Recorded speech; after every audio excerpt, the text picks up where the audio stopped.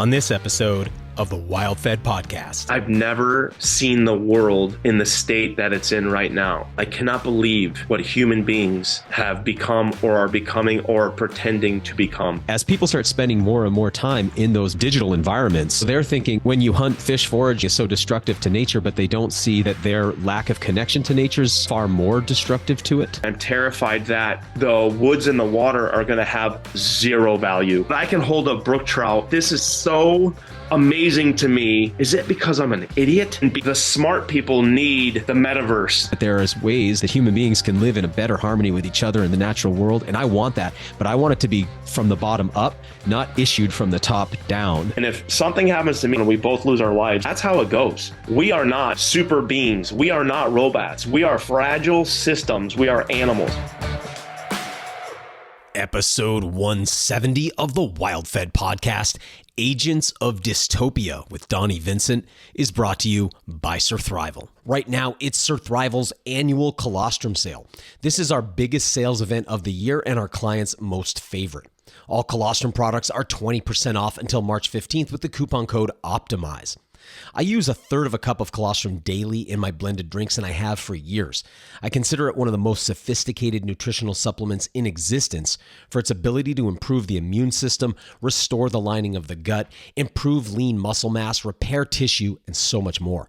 It's a favorite amongst athletes, bodybuilders, longevity experts, and for anyone trying to repair their body from the inside out. If you're a serious user or you're ready to start using it seriously, I highly recommend the 1 kilo or even better, the 2 kilo container. I call that 2 kilo container the Darth Vader helmet, since it comes in a huge black tub that reminds me of Mr. Vader's helmet.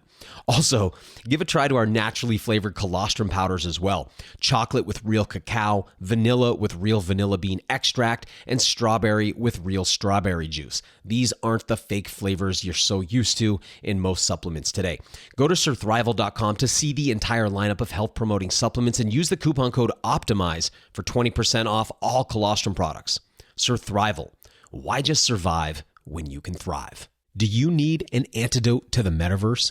We just launched our newest t-shirt design over at wild-fed.com. It features our antidote to the metaverse tagline on the chest, a WildFed badge on the sleeve, and 2 tarot-style cards juxtaposed on the back, one modeled on the tarot card known as the Fool, who's wearing an Oculus and absent-mindedly walking off the roof of a building with a bag of fast food in one hand and a cell phone in the other. Next to it is a card based on the Magician, who's juggling 4 implements, a fishing rod, a rifle, a trap, and a foraging basket. It represents our belief that a life that includes the outdoors inoculates you against believing that an artificial experience of life could ever replace a natural one. You see, for us, being wild-fed, hunting, fishing, and foraging is about a lot more than just getting our groceries. It's an antidote to the metaverse, an act of rebellion against the transhuman agenda that is leading humanity to abandon the natural world in favor of wearing screens over their eyes to live in a virtual one. We choose the natural over the artificial. We choose an antidote to the metaverse. We choose to be fed by the wild. Check out our new shirt at wild-fed.com. I'm Daniel Vitalis, and you're listening to the WildFed podcast, a show about reconnecting with nature through hunting, fishing, foraging, and food. WildFed. Food is all around you. Well, it was bound to happen eventually, but I'll admit I wasn't expecting it to be in this interview. My guest today is hunter, conservationist, naturalist, and filmmaker Donnie Vincent, someone I was tremendously inspired by and still am today when I first set out to get involved in hunting and outdoor media. Donnie is an iconoclast, standing out amongst successful hunting personalities in the way he hunts, looks, speaks, and for his uniquely thoughtful and artistic approach to outdoor media. He and I have podcasted together a few times now, and we've always found an easy synergy in our conversations. But this time, things went in a direction I simply wasn't expecting. I've never given a trigger warning on my show before, but I feel compelled to give one today. This conversation will be the cause for celebration for some and outrage for others. If you find yourself in the latter category, I hope you will, out of respect for both myself and Donnie, give our words at least a chance. It's far too common and easy today to disregard people you don't agree with out of hand. Donnie and I, it seems, both see a dystopia unfolding in front of us, and its implications for the future of what we do as hunters and foragers are hard to ignore, not to mention its impact on our personal liberties and basic freedoms.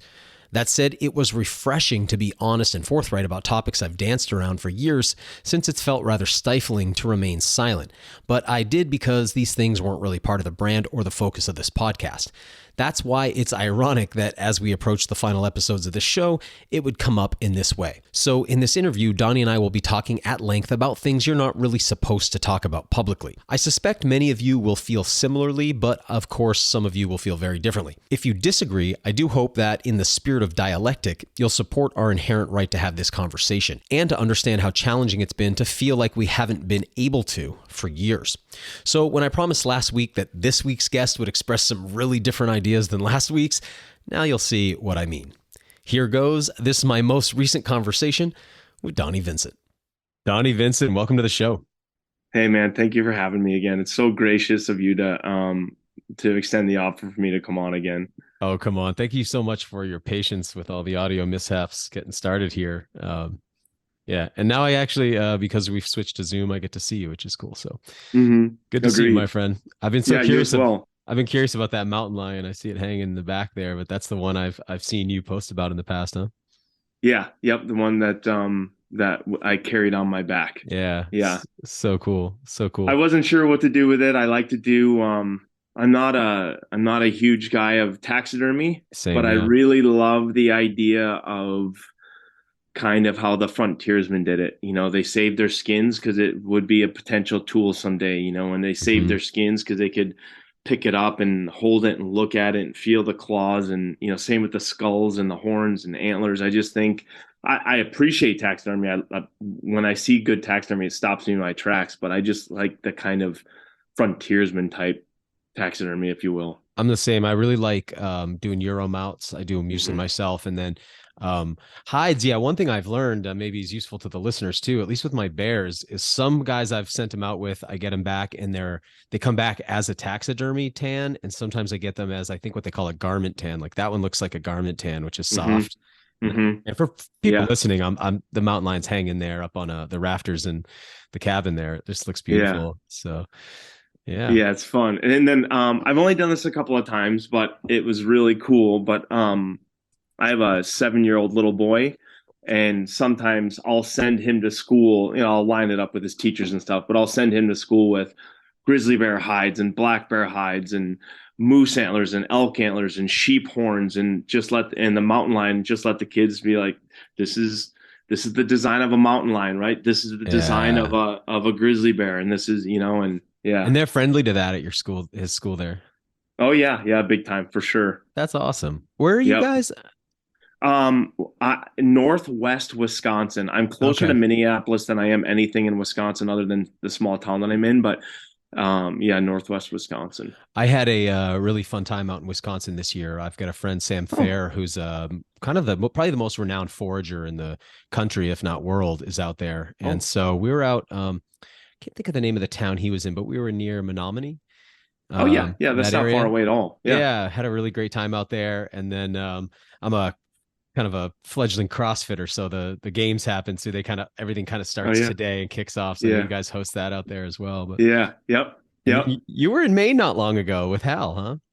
Yeah, with Hal. Yep, up and doing another moose hunt and tried to give it was a weird year. I kind of got lured in, if you will, with my moose hunt that I did 2 years ago. It was just such a magical experience, and I've wanted to get to Maine. I mean, I used to travel there as a kid, but I wanted to get to Maine as a moose hunter, honestly, my whole life. It's something that I thought about without pause, basically. I would go up every year with my best friend and his mom to Jackman, and we would go in the summertime and we go fly fishing and we go driving around and look for moose and just kind of explore, just basically taking a summer vacation and exploring the North Country.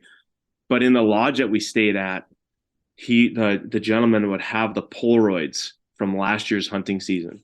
So I'd sit in the main lodge and I'd see all these Polaroids of the deer and black bears and moose. And I just, so I went up with Hal 2 years ago and it was an incredible time. We slipped into the big bogs and right off the bat, Hal calls, and then Yeah. you hear these bulls, and then one bull wouldn't be old enough and we'd leave him, or sometimes we'd even have a bull coming in and we could hear another cow wailing with her bull, and this one wouldn't be old enough, so we'd go to that one. And then I just thought, I can't wait to do this again.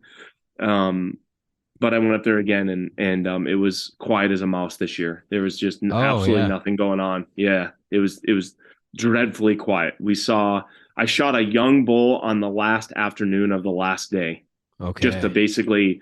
I'm not the opposite of you. I'm very similar to you in this fashion, but I'm not a meat hunter. Yeah. If I have to shoot something for meat, I would much rather shoot a doe, but that's considering a population that is, overpopulated. And of course, I don't have a cow tag. So, and I know removing a young bull removes a potential old bull in the future, but it's also, I'm not removing very much from the population, if you will. You Right. know what I mean? So Hmm. I just get it's this conundrum of, I hear meat hunters say, well, I'm just a meat hunter, so I shoot whatever. Whereas it's probably anthropomorphism, if I'm being honest. I want that animal to be at the end of its life. Yeah. Yeah. Even if I'm going to shoot a female, I don't want to shoot a female of the year, which really was probably a good animal to remove from an overpopulated population. But I just have this, like I said, it's probably anthropomorphism of wanting to kill the grandpa and the grandma, Yeah. rather than a Those on their way distribution. out who've kind of done lived their life cycle, had That's their right. life history. That's Yeah. right. Yeah. I respect that. So, but I shot a young bull, and he is tasty. I ate a bunch of him yesterday, and I'm going to eat a bunch more of him today. Yeah, bro. Yeah. Um, yeah, I would love to describe a little bit for the listeners who I've been on Hal's show, but I haven't had Hal on our show. Okay. And so I'd love to describe a little bit about who he is, because here in Maine, he's a legend. I mean, Yeah. everybody in the hunting world here knows who he is. And when we go to any of our like sportsmen's gatherings or anything like that, he's always like a speaker there or Yeah. tabling. So everybody here knows him and his hunting style. When you get around, here in Maine now, when you talk about hunting, almost everybody's talking about being in a deer stand. But, Hmm. when you talk to the old timers here, when you say hunting, it means you are trailing deer, you're tracking deer. Hmm. Sitting means you're in a stand, so you're Yeah. sitting and Yeah. hunting. So that's Yeah. kind of changed here, but Hal's of that era, and kind of I guess the icon in the state right now of people who track deer in the big woods of the North. And just Hmm. not a lot of folks doing that, but maybe describe that a little bit for people. Yeah. He's, at first, and I've heard of guys, I've never been to Africa, but I've heard of guys having experience with trackers in Africa of almost these gentlemen doing, the locals, either whether it be tribesmen or just local hunters, PHs. But I've heard of almost ghost-like or magic-like tracking Mhm. seals, tracking animals across dry ground, across dry rock. And Hal, I would say, in spending time with him, when I first met Hal, I thought it was going to kind of be along those lines. I thought perhaps he would have this kind of innate sense of finding a deer track and knowing what a deer track was going to do, and kind of through his years of observation would know something that was really mystical. When I spent time with Hal, he's just super observant, and he's been down the road so many times that he, for instance, things that I might not think about because I'm not a tracker in that sense, he watches a track go between, a bifurcated birch stump, and he says, oh, it's not a very big buck, because a big buck, his chest literally wouldn't fit. His chest is 32 inches off the ground. His chest wouldn't fit through this V. So we're not tracking a big deer, And I thought, oh, yeah, I guess I wouldn't even given that a position at first. Yeah. And It's then he'll common sense, see but takes common time. sense. Exactly. Common sense that matches up with an observation. And so as I spent more time with him, and he starts to recognize patterns in the woods, whether that be a change of forest, along a trout creek, or on the south side of a bog, something like that. He starts to kind of put these little, packs together. And the moose that I shot, and I really love this, the bull that I shot 2 years ago was a really big bull. I think they aged him at 12 or 13, something like that. He was definitely an old bull. And when I shot him, we didn't know this at the time, but we were filming it. When I shot him, I actually shot a tree first. Oh, We didn't know that. I thought I just shot him perfectly, but my bullet just glanced off a little tiny maple sapling, a little sugar maple, and oh, my bullet just kissed the side of it. But when my bullet hit it, it fragmented, and still big pieces hit the moose because it still destroyed his whole front shoulder and got into his chest.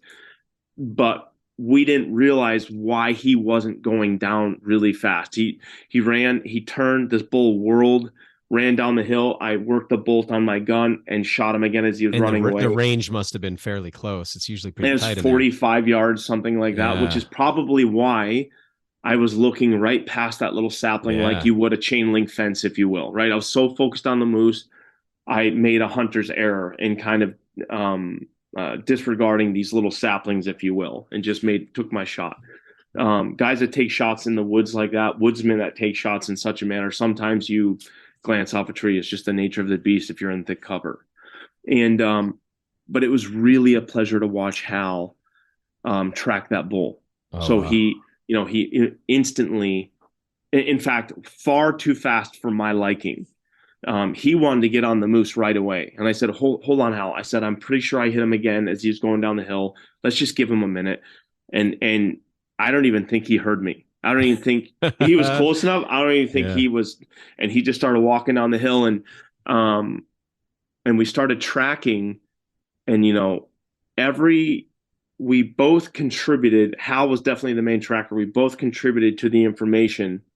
And then once we found blood, which was not too long, he basically wanted me right next to him, rifle ready, looking out, scanning the woods, and he said, "I'll find the sign."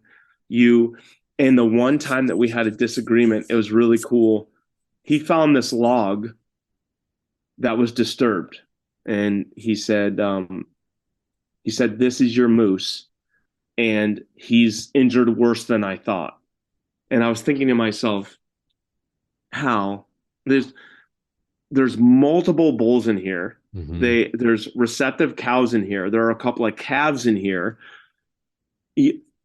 Any of those moose could have tripped over this log this morning and disturbed it. But he said, no, no, no. You shot him in the front right leg, and look at these tracks as they're going up there. And what's weird is it's tough to see with the moose because from the back foot to the front foot, we're talking like Yeah. 15 feet, 18 feet. It's huge. So it's not like looking at a deer track going, there he is, there he is, there he is. You have to take a couple of human steps to see the next bit of information. Hmm. So he sees this, and I said, I don't know how, and because the track was going uphill, and I thought, why is he going uphill? But really, the moose just knew that he had to go up this hill a very short distance, and he was able to drop down. He was just getting to his bedroom, if you Yep. will, right? Or his bedroom Place of that he was safety. using. Yeah, that he was using that week or whatever. So we found blood, very much kind of right there, and we just picked his track apart and got him, of course. Uh, But yeah, it was just cool to watch him, and he's a really cool guy, and I love the history. I love asking him stories about what was moose hunting like in the 80s, and tell me about your biggest buck, and tell me about the one that got away. And he even has these. He worked for quite a few years for Remington Arms, and he has really great stories about kind of the development of some cartridges and how some of these historic rifles have come from A to Z. And it's just, he's a fascinating guy, and he's a really kind-hearted man. His wife is a phenomenal cook, so we eat like kings every single mm. night in the tent, and he tells great stories, and he's just a light-hearted guy, and for his age, he can go, man, and I love that because I like to go, and yeah, he's a fascinating man. He's really he's definitely become a dear friend. Oh, that's cool. Yeah, the culture up there is so interesting too. A couple things that stand out when you see them is one, there's that iconic wool pants, wool vest, wool shirt look that people Yeah. rock up there in northern Maine. Hmm. And then like you mentioned with Remington, if I think his preferred rifles, I think of that Remington 7600, right? It's like Hmm. based on the 870, like the pump action rifle, Yeah, right? And that's their that's right. preferred Yep. thing up there, which you just, it's just the right context for it, you know, those quick follow-up shots they want. They Mm-hmm. don't want to have to run a bolt. They want to be able to keep the gun up, all that kind of stuff. So there's just, I think it's neat how there's like a culture that's developed around that specific hunt, but also for the rest of us in Maine who are south of there, we can't hunt like that because we cross too many property lines. Like these guys can, once you're in those North Mm-hmm. Woods, you can follow a deer, you can follow a moose a long time. Yeah. Here, you're Yep. hitting posted.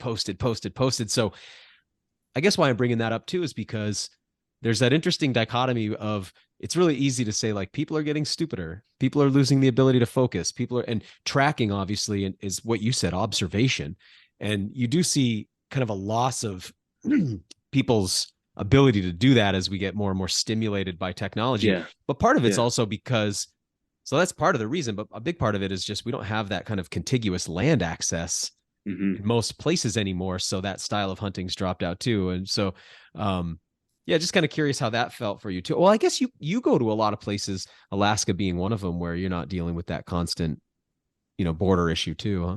Right, but you're not. But you would never track an animal in Alaska. I shouldn't say never. You know, you might at some point, um, get clues to, a large bull moose using an area with a group of cows. You might, I might be hiking from one drainage to another and see where two big bulls got in a fight on a sandbar, or where a large bull was following a cow, and they're fresh tracks. And I'll think to myself, I know, okay, so I know there's an old bull or a big bull because he's got a massive track. I know there's a big bull in this drainage, so I'm on the right track. Or if I'm hunting brown bears and you see a huge bear track, you say, okay, this is, a 10 footers in here or whatever. But by and large, there you're working the land with your binoculars because Spot and stock, huh? and it's so wide open, right? Even in the forested areas, you're generally using something like a salmon stream or something like that to kind of break it down, and you're trying to get a bull moose to break that cover. So, I'm going up on a knob and I'm calling and trying to get that bull to and come out and either challenge me or come out to find the cow that I'm pretending to be. And so it's slightly different, but yeah, you can walk for, I mean, hundreds of miles up there. Yeah. Maine is it just by contrast is so it's almost claustrophobic. I was just hare hunting behind beagles, and the thickness of what we were in, it's just hard for the Western hunter to imagine what it's like to just, there's no breaks. You're just in the thickest stuff, constantly having to keep your hood up because it's all just dumping down into your shirt, getting into your pants and stuff. But yeah, Maine's a pretty unique place. So I didn't realize you'd come up twice. Yeah, I came up 2 years ago, and then so I didn't draw the tag. I got a lodge tag from a lodge that Hal does a bunch of work from, and we wanted to come up there and film, and so we just felt there was a couple of pieces missing, as there always are with our style of filming and our style of film. After the first year, we just wanted to get some more. Essentially, selfishly, I wanted to experience again and get some more footage. But like I said, this year was just, man, it was really tough. Yeah. It was tough. We still had a beautiful time. We still saw lots of rough grouse. We saw some snowshoe hares, and we did see some moose and shot. We actually shot two bulls in one day. Hal brought his grandson Rylan up. Hal himself had drawn the tag, and his grandson Rylan was the sub permittee. So his grandson actually joined us on the hunt, and he was, at first I was, with film work, it's intensive and it's busy, and it's, we have to get up an hour before every other hunter is getting up because we have to film packing the truck, right? Sure. We have to film getting our equipment ready, and there's just a lot of ins and outs. And so when Hal said, hey, I'm thinking about bringing my grandson, I would never do this with a normal client, but can I do it with you? And I was like, yeah, man. I was like, let's just do it. Let's just figure it out and do it. And the kid ended up being the highlight of my trip, honestly. Oh, wow. He was awesome. He was funny, smart, articulate, and very often Hal would be, Hal was frustrated, right? Because things weren't working out, and Hal's a really successful hunter. So when things weren't working out, he was, he's trying to do things that he doesn't normally do, and he's trying to find things that he's not normally looking for. And so he's kind of racking his brain. So I spent some time with Rylan, just walking with him, and cool little kid, and he would carry his own weight. In fact, one time we were moving very quickly on a bull, and I said, Rylan, give me your gun. And he said, no. And I said, come on, man. And he, nope. And we were crossing these bogs, and he was getting, when you're a little guy and you're going across these bogs, it's infinitely more difficult because things that I'm stepping over, he has to go through. Things that are boot high for me are over his knee for him, right? So I snatched his gun away from him once and just kind of powered through this bog area, and he came up behind me and he put his hand on the gun, and I looked over at him, and he said, hey, let me carry it. And I said, no, Rylan, I got it. And he said, no. He looked me right in the face and he said, no, it's important to me that I carry the weight of the gun. That's and I awesome. said, yeah. I said, okay. So I handed him the gun, and then I shot my bull and smashed him. Like, he's shot perfectly. There's lots of sign, lots of blood. But while we were tracking my bull, we ended up going maybe a little bit further than we thought. And we didn't really understand it, but we ended up going a little tiny bit further than we thought. So I said, Hal, let's just sit down here. We hadn't eaten lunch. It was late in the day. I said, let's just sit here and eat our sandwiches. I could see everyone's kind of, you see how other men are picking their boots up, right? They're kind of slogging a little bit, getting tired. So I said, let's just sit here and eat our sandwiches. Then we'll track him, and he's going to be right there. And he was not very much further. But while we were eating lunch, we called in another bull, and Rylan shot that bull. Oh, wow. Yeah. So we ended up getting two bulls within, an hour of one another, which was quite close to each other too, which is nice. Yeah. Close to one another, pretty far from the road, but still close to one another. And it was still fun. We got Hal went and, with another gentleman went and got the truck to get it at least closer down a logging road. And he kind of cut a quasi trail out to the truck. And he just looked at me and said, are you comfortable butchering these guys? And I said, absolutely. So I just sat there with Rylan. It was just Rylan and I. We butchered his whole bull. We skinned the whole thing out and butchered it all down. I went through all the bits and pieces with him, and he was, carrying bloody quarters, and, I'd hand him quarters and they would just go to the ground. And it was just a really rewarding experience, and then I actually found $100 of all things. Wow. That's odd. Yeah, in the middle of nowhere, I looked down. There's $100 bill. It wasn't from your party. It wasn't from our party. No, we had not been there. Wow. I just looked down and I thought, oh man, here's $100, and so a place where you kind of imagine no one's been at least in a long time, right? Yeah, and it happened to me one time in Alaska. Now it was big wilderness where I was in Alaska, but we were sheep hunting and we were hiking out on a state trail. So in the wilderness part of this hunt, we saw no one.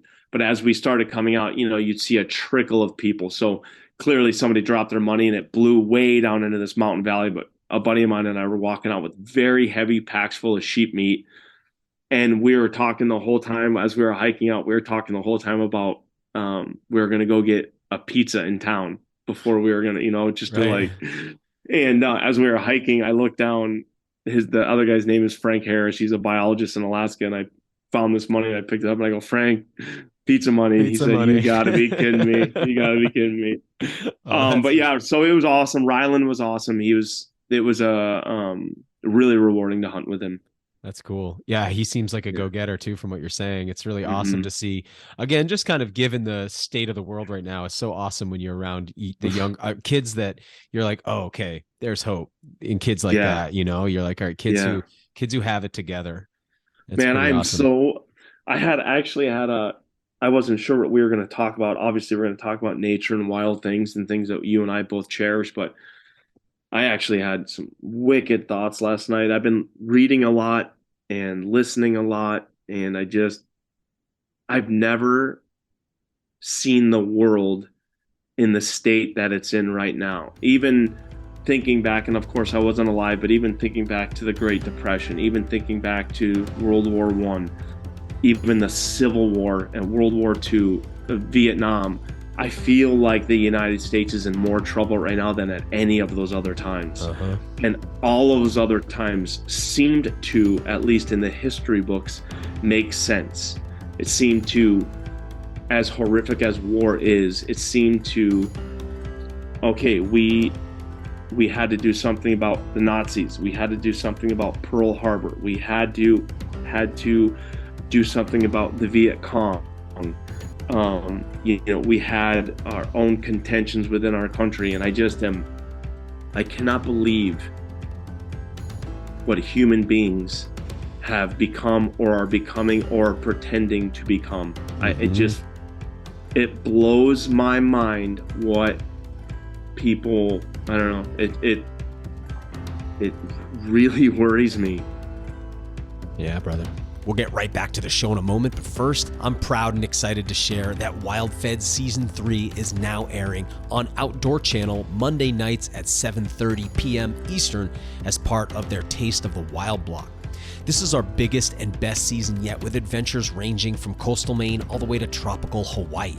You'll see familiar faces and meet new friends that are dedicated to the pursuit of wild foods. Come along with me for prairie dog hunting in the Dakotas, the iconic alewife run in Maine, gathering and feasting with the foraging world's most renowned expert Sam Thayer, invasive species hunting on the rugged island of Molokai, and my wife Ivani's first hunt too. If you don't have access to the Outdoor Channel on cable, you can watch it live right along with us on Friendly TV. That's FRNDLY TV.com. They have a 7-day free trial, and the monthly cost is just $6.99 a month. We can't wait to share all these new stories with you. Thank you so much for your incredible support. Now, back to the show. Yeah, brother. Yeah. When you look to the fact that it's the convergence and confluence of so many things at once, because there's several things to me that appear to be existential threats, and they're none of the things that the media is calling existential threats. The media's got all its things that it's constantly pushing. These are the big threats. These are big threats. And the whole world seems whipped up in, and I'm going okay, but I see some that look even more significant and we're ignoring. And some of them have to do particularly some of them we're moving towards so fast. I'm kind of curious your thoughts on that. It's one of them, for instance, is the relationship we're having with artificial intelligence and how quickly we're moving toward it. And what's bizarre to me would be, you look at our catalog of films we've made about that. And they're all horror dystopias. And every single one. And then you look at the machines that they're building, with Boston Dynamics, and they're building those robots that you're like, that's a Terminator robot. And then it's Yeah. What are you doing with it? It's oh, well, we're giving them to police departments and militaries to you're doing the thing. It's not, it'd be one thing if it was just oh no, they produce food or they help, build houses. It's no, you're weaponizing them right off the bat. And they are the agents of dystopia, or sort of what we're seeing with the engineering of, viruses and such, and the weaponization of that, or everybody talking about the climate all the time, but it's yeah, has anybody been looking at the habitat? That's a really serious issue. No one even, you notice, I actually thought about that last night. I thought of, Pheasants Forever, Ducks Unlimited, Rocky Mountain Elk Foundation, grouse, whatever, all, these little groups of microcosm of men and women that are selfishly focused on, which self-admittedly we're all like that. Elk hunters want to see more elk, so they're saying, hey, what is going on with our aspen stands? What is going on with our winter ground? How can we all formulate a crew together to pick up a pickaxe and a shovel and get rid of some of these old barbed wire fences so the elk don't get tangled up, or whatever it is, so that we can make the elk's life just a little bit easier so we can enjoy them a little bit more. But everyone wants to talk about climate change, which is a model that is so huge, in my opinion, and an uneducated opinion, which is a model that is so huge you can't possibly make an estimation of what is going on here with all the different variables. You can't take a globe, the Earth, which has already been through 5 or 6 ice ages, and think that there aren't massive swings of change that happen within this system. You can't tell me that the Corvette caused it and the Prius is going to save it. You can't tell me that. You can't tell me that the T-Rex that lived on this earth for, a massive amount of time in the time scale. And then you have human beings, which are, the very tip of my knife. That's how long we've been here. that, T-Rex was here this long, and you have all of these periods. You just can't tell me that you're doing anything other than creating a news story. I'm not telling you we're not having a negative effect, but how come you're not worried? How come as long as you can go down the street and around the corner to get your groceries and your latte and go to your dance club and take your selfie for Instagram, how come as long as those boxes are checked, you don't care that another Walmart goes up right next to you? You can drive 12 miles to a Walmart, but you're thrilled that they're going to build one block from your house because now you can walk there and grab your tissue paper or whatever it is. And it just blows my mind that people don't care to see these little woodlots shrinking and disappearing and going away. And I remember this with my dad when I grew up in Connecticut.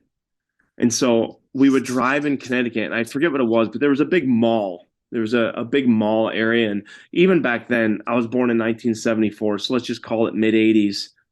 Back then, you could even go to a mall or whatever it is that you're going to. You could go get in the back. You could go around the backside of the mall and find a dirt bike track or a BMX track. Or you could grab a 22 and go squirrel hunting, or you might even see some wild turkeys or flush a pheasant, around the outside of the mall. But now everything is, and I used to drive with my dad in this old Robin Egg blue Chevy Nova, and he'd say like, "Yep, see where that mall is," and he's like, "That, Grandpa used to have pheasant hunt that. That used to be Grandpa's favorite field to pheasant hunt," and I'd see the mall and I just kind of think, well, that's really too bad, but now it's just gotten to it's too much, man. And with AI, and I hear about all these people that are so excited that, hey, I can type in 5 parameters of a U2 song, and then I can hit the button with the AI and he'll write the next hit song for Bono,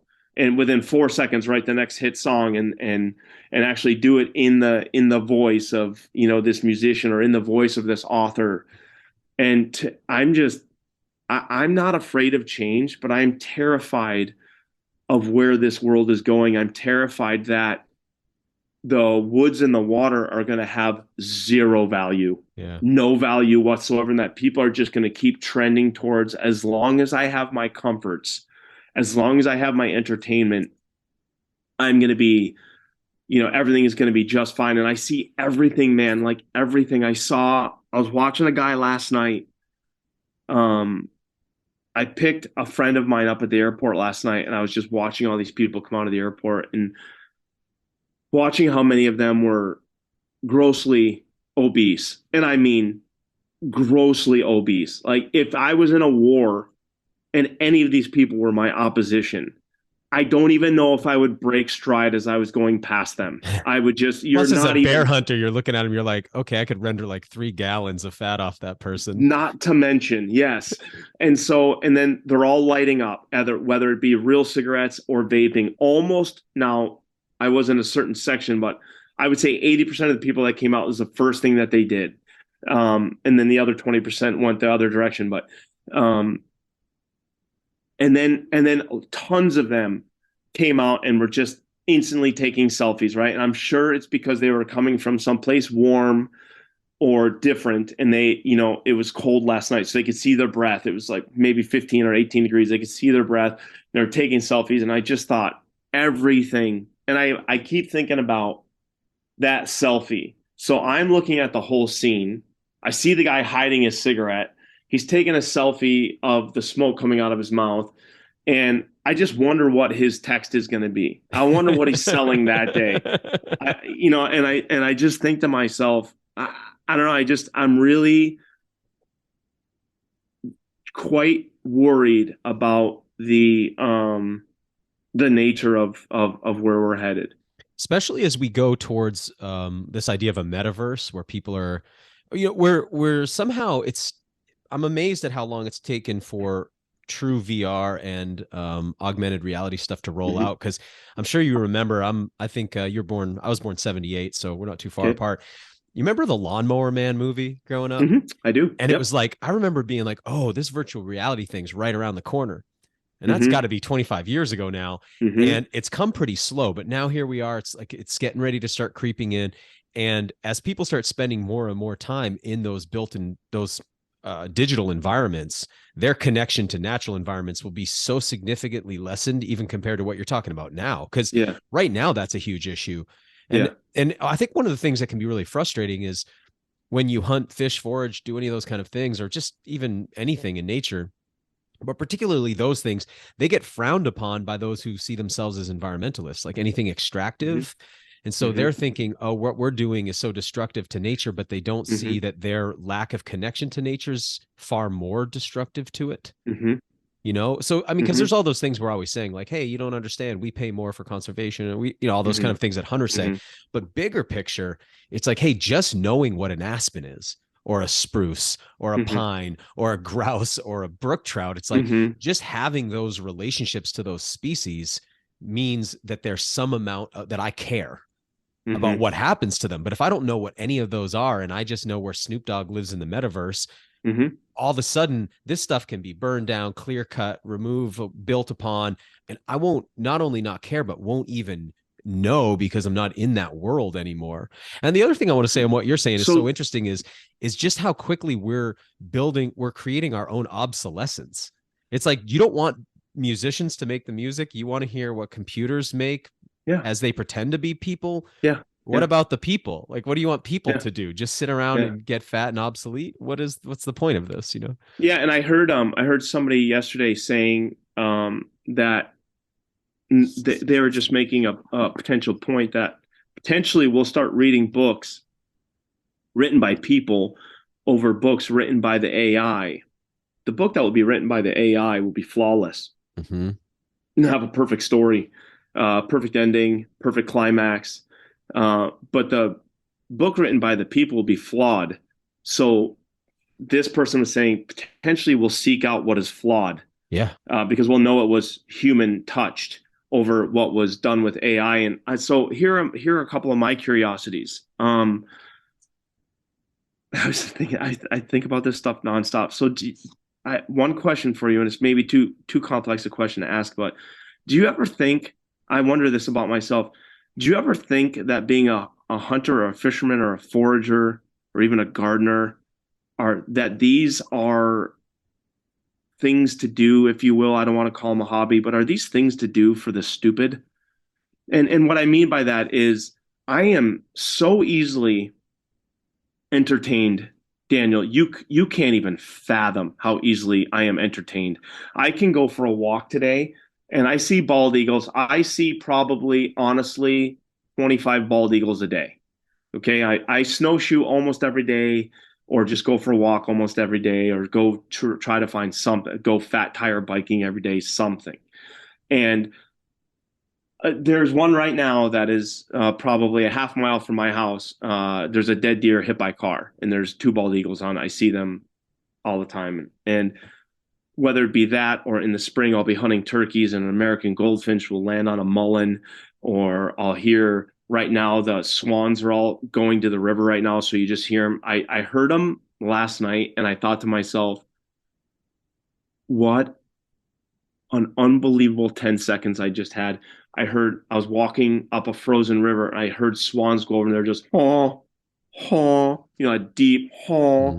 I look up and I see these just super long white necks, and their black bills, and their long white, and those swans no longer flew over to, there's a church across the river, a big steepled old church that's in it's a pretty good sized town, but it feels like a small town in Stillwater, Minnesota.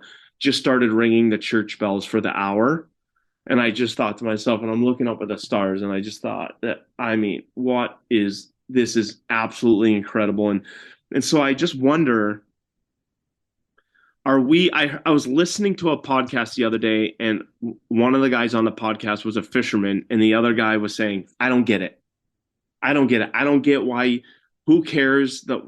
He said, is it the tug?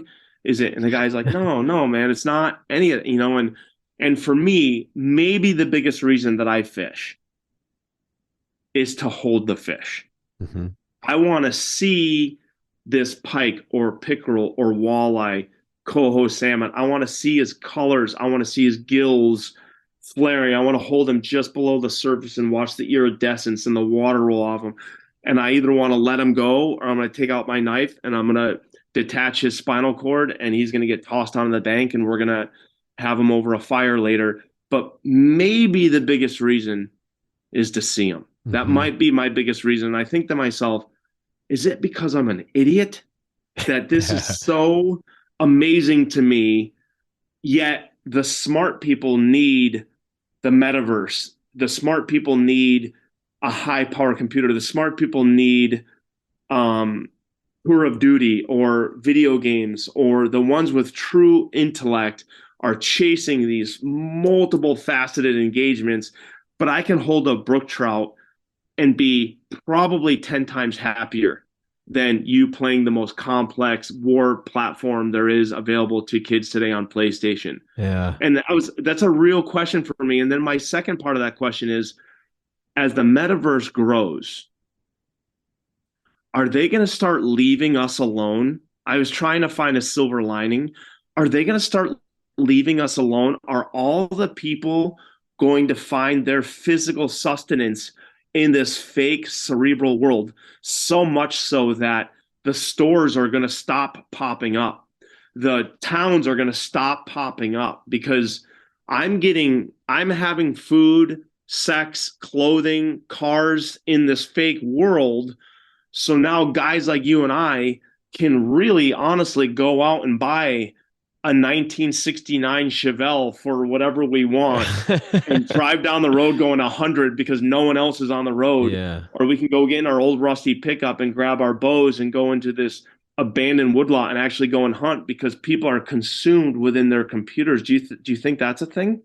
It's interesting you asked that because I was going to ask you about something similar. I want to go through a couple points that I've grabbed on this. This is such an interesting topic and the question's so unanswerable, but I've got a couple points that came up for me.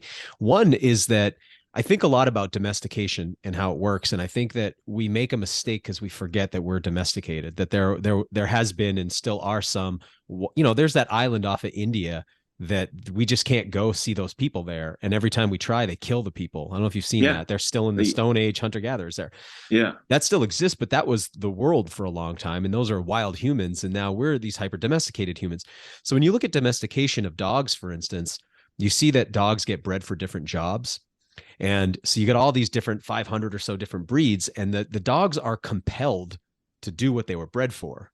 And so when you look at humans, you can kind of see that you've got this class of humans that are super, super high IQ. And in the way that a greyhound wants to run so bad, it's like he's compelled to. I think that some people's IQs have gotten so much higher than what would be natural that they are compelled to obsess over all of this minutia, and they find this kind of world so much more interesting. So that's one thing that came up to me me. Another one is my wife and I often have this conversation. She likes to listen to the radio in her car, and I can't stand it because I hate the ads. And so I'd rather put on a podcast or a playlist or something. Now she'll say to me, I get where you're coming from with the ads, but I don't want to curate the music. I want to be surprised at what I hear. That makes me totally think get that. what you said about nature and your experience in it, because sorry, this is going to get a little spiritual and existential for me, but I think that there's this ancient story about sort of God and man, so to speak. And you see it in the Bible with this idea of the Tower of Babel, where it's like God creates man. The idea is for man to live the experience. Man then wants to hijack the creation and then try to become a god, and in the process obsesses over what humans create and forgets about what, like, God, so to speak, created. So it's neat because you going out into nature to see the animals, to see the stars, all these things you're talking about are uncurated experiences that the creation presents to you, and you get to be the passionate, humble observer of. And what a lot of people want today is they want to curate everything down to the pixel, where everything is man-made, because they're more interested in what humans create than what was here. That's so beyond our ability, So I think there's this ancient Tower of Babel thing going on.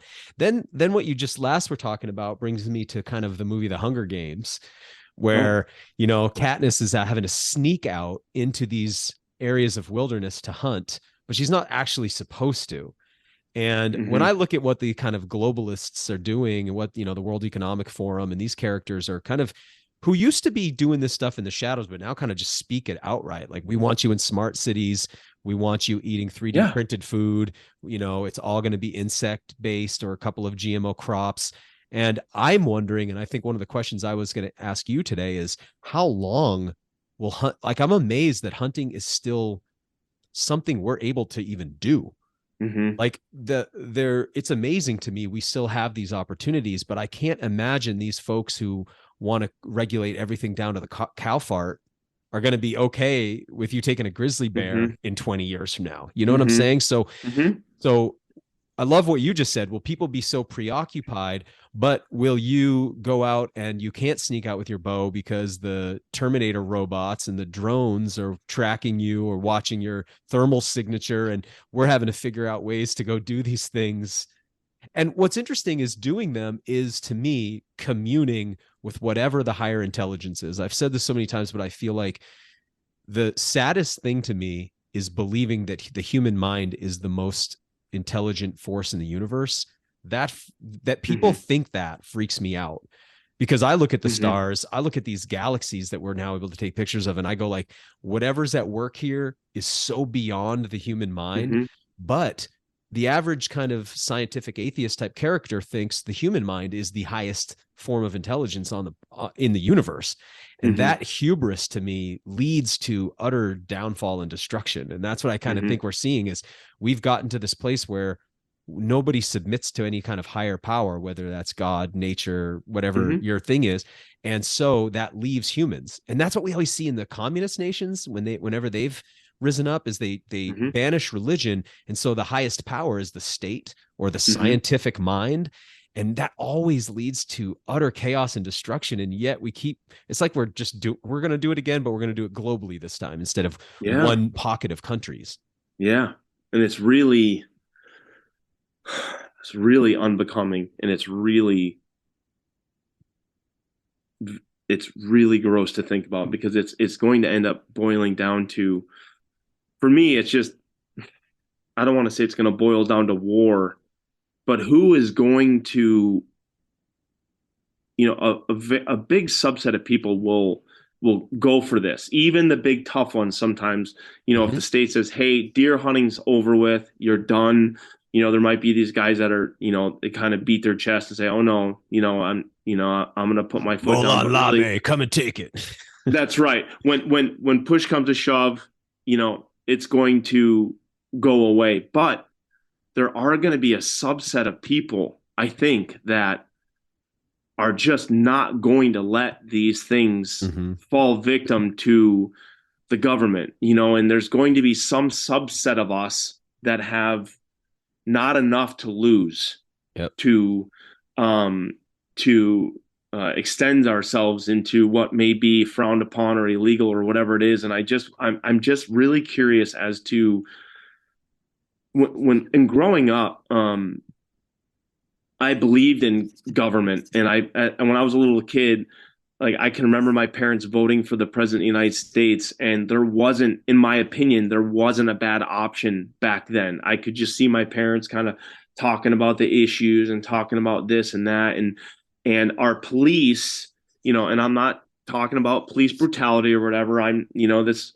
But our police were good men, and they made the right decisions. Even the corrupt ones, that made, that did things poorly, still were the police. And then there was still the military, and our military was the strongest. And I always, when I was growing up, our military was the strongest, not because we had the best fighter planes, but our military was the strongest because we were backed by warrior men. Mm-hmm.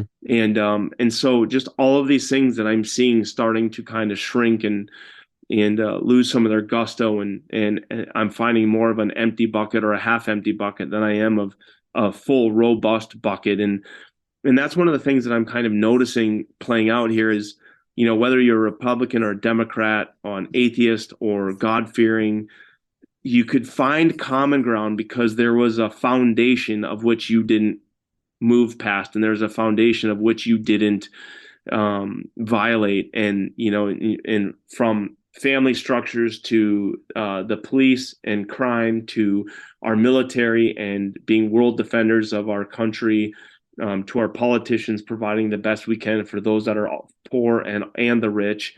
And it just worries me now that the water is so muddy, Mm-hmm. and that the things that people want are so, I can't even, I'm a man with a wide open mind, but I can't, you know, these are all just hot topics that I've been listening to and reading about. But what bothers me is, like what we just went through with COVID. I can't believe what people went for. Yep. I cannot believe that people, smart people, I talk to really smart people that, because I didn't get vaccinated. I don't care to talk about it. I didn't get vaccinated. I was never going to get vaccinated. Um, I had friends that got vaccinated for their jobs. I had friends that got vaccinated for their children because their children had autoimmune diseases. I had friends that got vaccinated to selfishly because they wanted to go to Canada and catch walleyes, which I found an awesome loophole in during COVID, is that you could go to Canada as long as you didn't touch land. So during COVID, when I wanted to go and fish Canada, I hired U.S. pilots on floats You're to kidding take me. off You from could the. land on water and you didn't need to be vaccinated? That's My correct. wife's Canadian, and Hmm. there wasn't a lot of loopholes. I'll just put that. I'll Hmm. just say that. That's Hmm. awesome. So I That would is fly in awesome. and That's get off incredible. the airplane onto a boat, fish in Canada, and I just, Wow. every time I slept, I had to sleep on U.S. ground. So we'd steam however far we had to go to sleep on U.S. soils, which could be 5 feet over the border in the Yep. wilderness. But I just hired that airplane, and they'd fly me in and drop me off. I just step off of a ski of an airplane into a boat. Yeah. Yeah, and Did you so did you ever see like such? Well, sorry, I'll let you continue your thought. Go ahead. yeah, so I'm looking at the parameters, and I had I'm an educated biologist, and I had friends of mine when COVID first popped up. They're hitting me up, going, "Hey, man, like, how scary is this? What is this?" I said, "I don't know. It might be really scary. I don't know." Um, and it's obviously real. It's obviously a contagion. It's obviously a virus, and it's moving through a population of people, but the very quickly the facts and the parameters didn't add up at all to me. And so really, really quickly, you could see that they weren't talking about certain subjects, they weren't talking about certain parameters, they weren't. And very quickly to me, and I mean in the first couple of weeks, I thought to myself, oh, this is a business plan. This is Mm-hmm. this is a business plan of which to control a population and to sell billions and billions and billions of dollars of pharmaceuticals. And what blows my mind is I'm not reading the story about um, China or Japan or Germany, or I'm not reading about India. Like, this is happening in the United States. COVID's really left me curious about a lot of well accepted history, because what I've seen is COVID happens and many of us on the ground saw one thing. But if you were to just read the dominant news stories, you would arrive at a very different conclusion about what took place. Mm-hmm. And everything we saw and remember won't matter, because what will be left is a history. And the history will be used to justify a whole bunch of dramatic changes in the world. Mm-hmm. And anybody Mm-hmm. who questions the history won't have the ability to draw upon, we'll just have our memories, but Mm-hmm. the reality as the next generation will see it is this really official narrative, which, because you would see things every day happening, and then you'd read his news stories and you'd be like, that's not true, that's not what's That's not what happening, happened. that's not That's exactly accurate. right. And so Mm-hmm. that's happening also with the climate change narrative, because what will happen is 50 years from now, people will read like, well, we had to make some very dramatic changes and socially engineer humans and change our whole living strategy because we were dealing with an existential threat. And it won't matter because we'll have aged out and died. No one will Mm-hmm. be alive to remember. And all that will Mm-hmm. remain is the gazillions of articles that get pumped out every single day confirming this narrative. And so I feel like we're watching in a way that no society's been able to before, because we've never had so much equal access to information. We get to watch right in front of us a narrative for the future being written that's not in harmony with what our eyes are seeing. And so you've got this Emperor Wears New Clothes story where there's some of us going like, no, that guy's naked. And everybody else was like, no, he's wearing a new outfit. Yes. And it's like, wait, what? Like people believe these stories over their ears and eyes now. It's so bizarre. And when you hunt and fish, you're dealing with reality. So it's kind of hard to take a person who goes out in reality and experiences raw nature and real reality. It's kind of harder, I think, to pull the wool over their eyes than somebody who just scrolls all day, works at a desk, doesn't get out much, doesn't go into nature, and doesn't do hard things. You know, like you subject yourself to suffering regularly, and that builds all this character, and it makes it hard to bend your core. You know what I mean? Yes, you're strong. And if it adds up for me, if COVID did what they said it was doing, if A plus B was C, then I'd sit there and say, okay, well, maybe I should get the vaccine, because I would never, when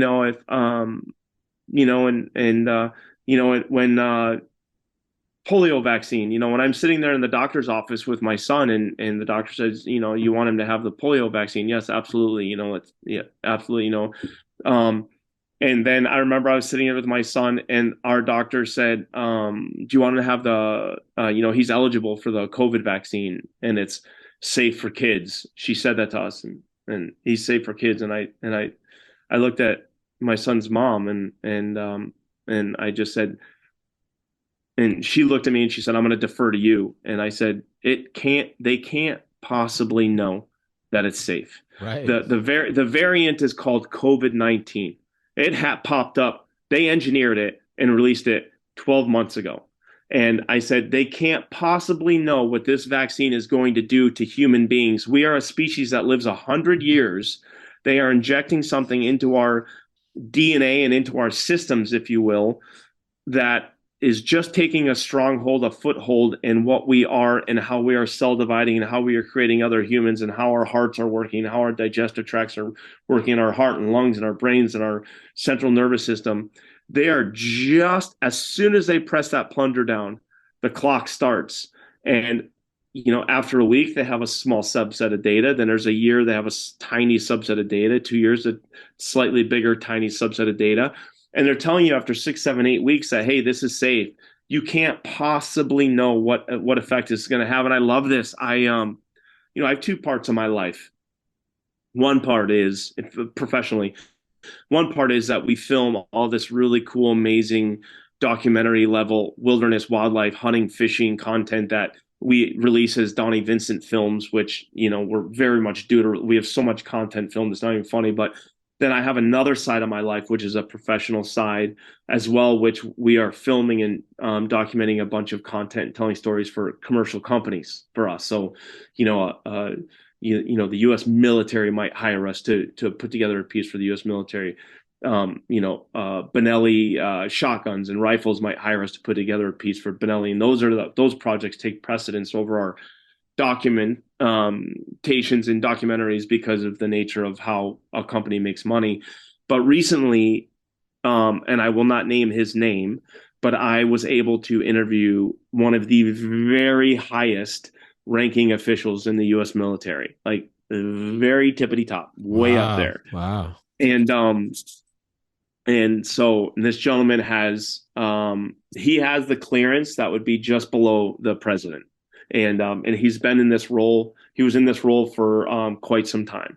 And so I said, he goes, what questions do you have for me? He's a brilliant human being, one of the smartest that I've ever spoke to. Would have to be, yeah. Yeah. And I said, aliens. He said, what's your first question? I said, aliens. And he goes, I've never seen one myself.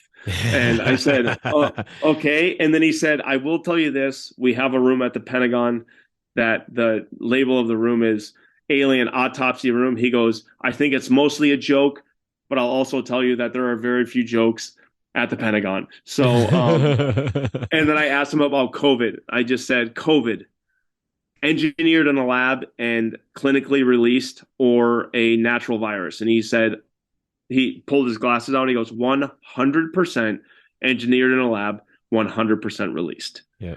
And I mean, this is a man that If I asked him if sheep had wool, he would give me both sides of the argument. And when I asked him about COVID, he said it's 100% engineered in the lab, 100% measured release. Yeah, and you know, this was such a weird thing because right from the beginning, do you remember the public sentiment about these companies, these pharmaceutical companies just prior to this? And then all of a sudden they became these hero companies. And then they get the product out there, and the most unscientific thing I've witnessed in my lifetime happens, which is what you just described. Everybody's telling you it's safe, and you're going, this violates all of the known testing parameters that we would ever have for a vaccine. And then also it was like, wait, this isn't even a vaccine. This is a gene therapy. So and what they were doing was anybody who said, hey, I would like to take some time to watch what happens before I take this new experimental gene therapy was the attack against those people was so strong that it revealed something extremely diabolical to me. It was like, this isn't normal behavior. This saying I would like to take a moment and observe, and also to see what the effects of the disease itself are, because is the cure worse than the disease? Like, how can we know? And do I want to have my own cells generating parts of a pathogen inside my body? Like, I should have like a moment of pause, I think. And if you said that, you were treated like a danger to society, and like a person who had who couldn't think properly. And that was really scary, because it was scientists who were violating all of the precepts of science who were saying these things. And then the media was on board, and the governments were on board. And then the population was like almost recruited into it in such a way that it like sort of weaponized 50% of the population. And I just got back from some travel, and it was so strange, because now most people have abandoned the mask thing, but there's those holdouts, man. You see these people today where you're like it's almost like they're just trying to like, it's a statement, obviously, because I mean, I can't imagine they're actually really concerned about it at this point, especially where the mask does not protect you. It protects other people from you. So it's like, when I see a mask, I want to say to somebody like, excuse me, are you sick right now? Because if so, what are you doing here at the airport? Because why else are you wearing it except to stop your droplets from getting on people? So, and if you think about it, that's one of the things. It doesn't add up. You know, when I remember when I worked when I was going to school to be a biologist. I worked in a hospital. I worked in cardiovascular surgery for 6 or 7 years, and occasionally I'd have to go in and get a patient, or we'd have to work on a patient that had tuberculosis. Okay, so very communicable disease, and I'd have to put on a mask that made me look like a fighter pilot. Right. An actual respirator. I put this mask on and I tighten it down. Not only would I put this mask on and tighten it down, but the nurse, before I'd go in, she'd spray my face with an orange smelling spray. And very, very often I'd put my mask on and she'd spray me, and I'd sit there and go, yep, I can smell orange. And so I'd have to take it off, put it back on, reseal, cinch it all down. She'd spray my face again. Oh, no orange. Okay. And then, you know, I'd go in the room and work on the guy or the woman or whatever. But then you see these masks, right? And you see people wearing them down over their nose, and you see them. And it was really funny. As you know, people would, on airplanes, my crew and I kept traveling immediately. Like, we didn't stop. We didn't miss one beat. Yeah, bro. We kept working, kept traveling. And it was funny because you didn't have to wear your mask when you were eating. So it's so deadly that you can pull your mask down and take a bite of a cookie, of a ginger cookie on an airplane, but it's so deadly you have to wear your mask. And so I would not wear a mask the whole time. I would hang a mask off my ear, and I would always buy a bag, and probably because I'm being a pig, but I would always buy a bag of like gummy bears or something like that. Just one at a time. Whenever the steward was walking by, I'd have a gummy bear in my hand staring at my screen, and I'd act like I was going to put it in my mouth, and she just cruised right on by because I was eating, didn't have to wear a mask. And some of the passengers would give me just horrible, horrible looks. And I got confronted once by a stewardess, and she said, please put your mask on. It's really important. And, you know, but none of the parameters added up to me. And I had friends of mine that were just losing their minds over this. And it just was really, really concerning to me that if 5 years ago, if you talked to a group of biology 101 students and you said, let me give you a hypothetical. And up on the chalkboard, you wrote, okay, so we have a human being creating systems. We have your immune system. And we are going to inject a gene therapy into this human being that is going to have a partial molecule that resembles the molecule of which this virus has been created from. We're going to give this person gene therapy, and they're going to replicate this in their immune system to fight off this virus. What are possible outcomes? I would be shocked if the first or second student that raised his or her hand would say, you're going to mutate the virus. Mm-hmm. Because that's exactly what would happen is the virus would start to change itself to combat, much like, different systems, different autoimmune bugs would change the look of their actual molecule so that it keeps the human beings guessing, right? Like, these things are not designed to kill their host. They're designed to evolve this bug and just keep creating a more contagious, less lethal bug. And yet we were told that the opposite was going to happen. And then you have these pharmaceutical companies that I can't imagine. I heard an ad last night for the new whatever variants they're trying to talk about now, Omicron, let's just say, and they're saying more boosters are available now. I heard a Pfizer ad last night, and I just thought, I wonder if the Pfizer executives, when they write this ad and it gets performed as a radio ad, and they call them and go, hey, is this ad good? You're good, right? The verbiage is good, right? Okay. And I wonder if the guy that's hitting play is just like, I wonder how many suckers are we going to get with this? Like, how many, it's drastically fallen. And then, and I know, I was talking to friends of mine during COVID, and I heard Rogan say this the other day, and I'm the exact opposite. Rogan's like, I didn't lose any friends over this. Or he said, I tried not to lose any friends over this because I had healthy discussions. Well, I lost a ton of friends over this, not because of lack of healthy discussions. I was willing to have a healthy discussion. The other side was not willing to have a healthy discussion. The other side was telling me that I was going to kill. I had a buddy of mine's wife. I actually had to block her from my cell phone because she would send me so many violent messages that I was going to kill my son, that I was killing all these different people. And and I said, and I mean this to an extent. And I eventually told her, I said, look, if something that I'm doing in my life that I get infected in, and I give it to my son, and he loses his life, that's life. That's how this works. Mm-hmm. We are not super beings. We are not robots. We are fragile systems. We are animals. We have brains and central nervous systems. We have a blood flow. We have hemoglobin. We breathe oxygen. And if something happens to me and then happens to my son, and we both lose our lives, like that's how it goes.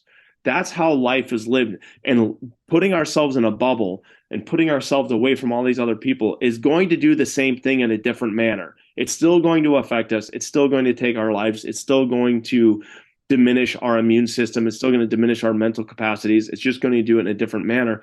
But the truth is, I knew that the parameters weren't that dangerous. I knew the system was not, because I was watching people around me were not dropping dead. Only a subset of people were really dropping dead, outside of a couple of outliers, which you're going to have, like I described earlier, in this parabola system. But I knew, when you're looking at Pfizer and these other drug recommendations, and then you look at their history of the things that they're pumping into people, and you look at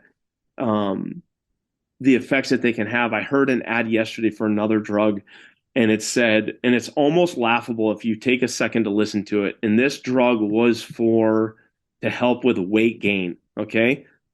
Weight gain of all things. All you have to do, and it's hard as hell, but all you have to do is eat right, eat the right amounts, and move your body. Mm-hmm. That's all you have to do. Which, by the way, would have been your best defense against COVID. The best defense. Like, if we as a country would have said, look, we don't know what's coming out of China. Let's pretend for a second that we ourselves didn't make it. Get outside, hug and kiss your neighbors. Let's do this thing. Everyone get it as fast as possible. We're going to lose some, but we're going to be past this very, very quickly. It would be the very best thing they could have ever done. But instead, I heard this ad yesterday, and it said may cause open weeping wounds on your genitalia, on your hands, feet, Oh face, man. suicidal thoughts, suicidal tendencies, depression. This was all for a drug to help somebody lose weight. Yeah. And I'm just thinking, okay, so if you exercise and eat right and eat healthy foods, it will there are no side effects. Everything that I just listed off, that all goes in the opposite direction. Your anxiety goes away, your depression goes away, your thoughts of suicide go away. And whereas it just doesn't make any sense to me whatsoever. And that's funny what you say, because that woman, saying that you're going to cause your son's death, but if you were raising your son in a way where he was for sure going to get type 2 diabetes, or he was for sure going to get heart disease or obesity, no one says anything to you about it. That's just normal, right? And then the other thing that was interesting was when these vaccines started rolling out, it became clear very quickly they didn't work. Right. It was like they worked maybe for 2 weeks or, and then everybody would be like, well, that at least I didn't get it as severe. And then it started to come out, wait, no, actually you get it more severe. And then the more boosters you have, the more likely you are to get it. And then real quick, it was like, not only do they not work, but it started to come out that you were more likely to spread it with them. And so, but yet people still kept on with this same line about like how you were the one caught, the unvaccinated are the problem.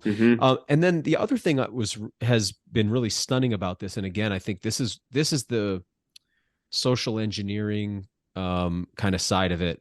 There was a tremendous purge of the non-compliant. Like recently I mentioned I was hare hunting, and man, I had this dramatic allergic reaction to this snowshoe hare.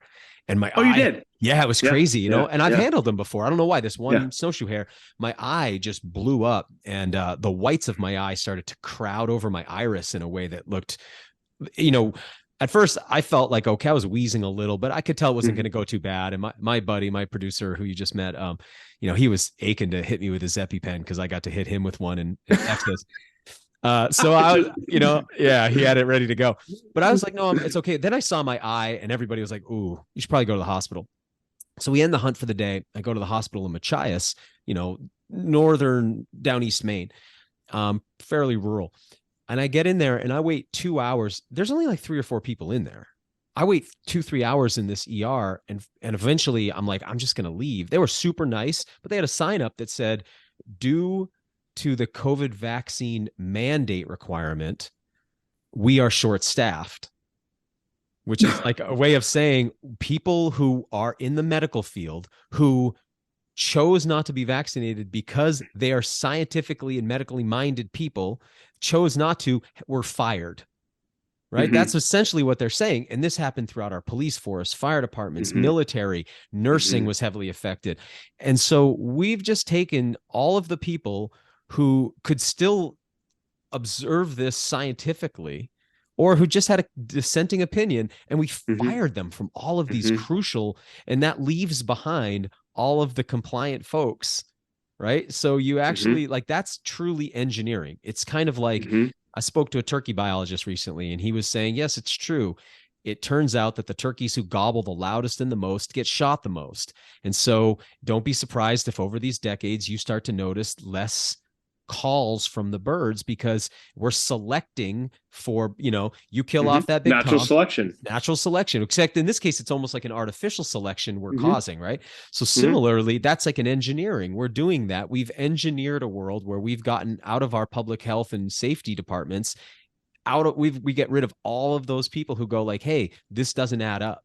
And that's scary, because it's not Daniel, Go ahead. Well, I was just going to say, it's not like these are people who are actually posing any threat to anyone or doing anything dangerous or making bad decisions. These were people who chose a conservatively minded route. And I don't mean that politically conservative. I just mean like somebody who doesn't overspend their money as being conservative with their money. People who are like, hey, I'm going to take a conservative approach with my health and be careful and watch and wait before I do something experimental, because I didn't sign up for this experiment. And we just fired all those people. This is an unprecedented.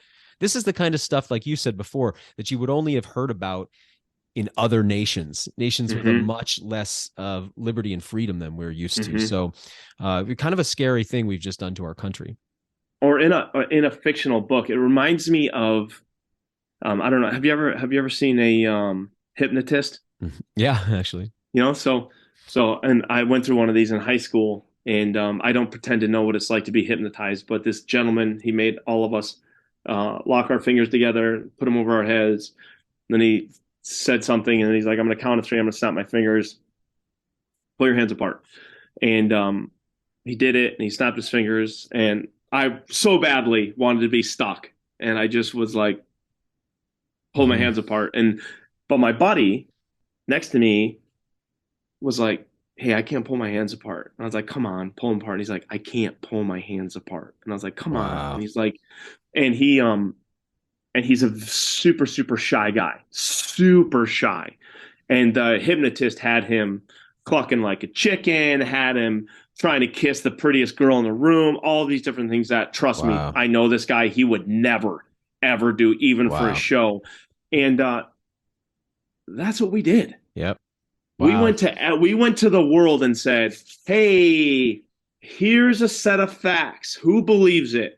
You believe it? You keep cashing a check. You don't, you're out. You believe it? You're in. You don't, you're out." Okay, now we have our subset of people that have been hypnotized. Now we have our subset of people that we're going to allow to tell the news. We have the subset of people that we're going to allow to engage with patients, that we're going to, kind of go through all this stuff. And then it occurred to me the other night, and I'm not saying that this is going to be this massive transcendent thought, but when we were going through this, it was suddenly HIPAA, this idea of your medical history being private, to the fault of being fired prior to this. If I remember the hospital that I worked at, we had a couple of celebrities come in there, big time celebrities. And I'll say one of them was Prince, the musician. And we were pulled into a room immediately when Prince came in as a patient. They're just like, "Everyone remember their HIPAA. Yes. And you're not allowed, not in the elevator, not at the bar tonight, not in your living room. You are not allowed to talk about Prince's medical history, not to your wife, not to your kid, not to your best friend. You do, you're getting fired." Not just fired, but like medical licenses get pulled. Like you lose your medical license, That's right. You're not going to be an MD anymore. You're not going to be an RN or CRNA. Right. And so that went out the window. Now, literally, a stewardess on an airplane could look you in the face and say, Are you vaccinated? Vaccinated.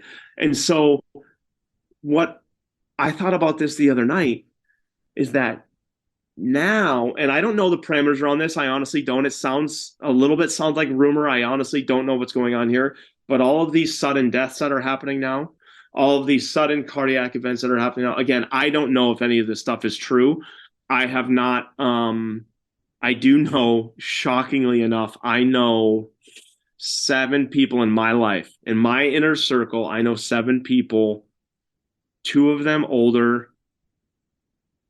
Yes, 2 of them older. And then 5 of them are younger that have had strokes. All vaccinated, all have had strokes. 4 of those are in their 40s, have had strokes, debilitating strokes, young, where they can't, that's pretty young. Can't use their hand anymore, are having difficulty articulating speech. It went from where everyone was able to ask you if you were vaccinated, and it was rude of you not to answer, to now if you hear about somebody having a heart attack or somebody having a stroke or somebody dropping dead during an NFL game, it's now not allowed for you to say, "Hey, were you vaccinated?" I know. It's so interesting. That's so interesting. Yeah. So just a few months ago, you could ask us, the guy at the grocery store could say, "Hey, are you vaccinated? Because I don't want to die because of you. So are you vaccinated?"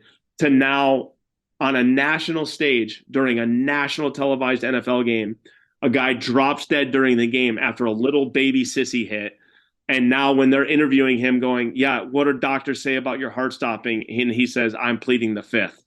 So now, and you're seeing these articles that are like trying to say it's because of climate change. Have you seen any of those? There's articles that there's an uptick in heart attacks and sudden cardiac death due to climate change, where it's like, okay, man, like please show me how to connect those dots. I would love to see how that works exactly, because I notice when I go down to warmer climates, I don't have a heart attack. What are you talking about? It doesn't make any sense, Not to mention, man, like I've done work in Bangladesh. I've done work in Thailand where there are 4 cars to every person.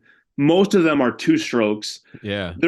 I mean, you can't even ride a moped down the street. There's so many vehicles running. The exhaust is insane.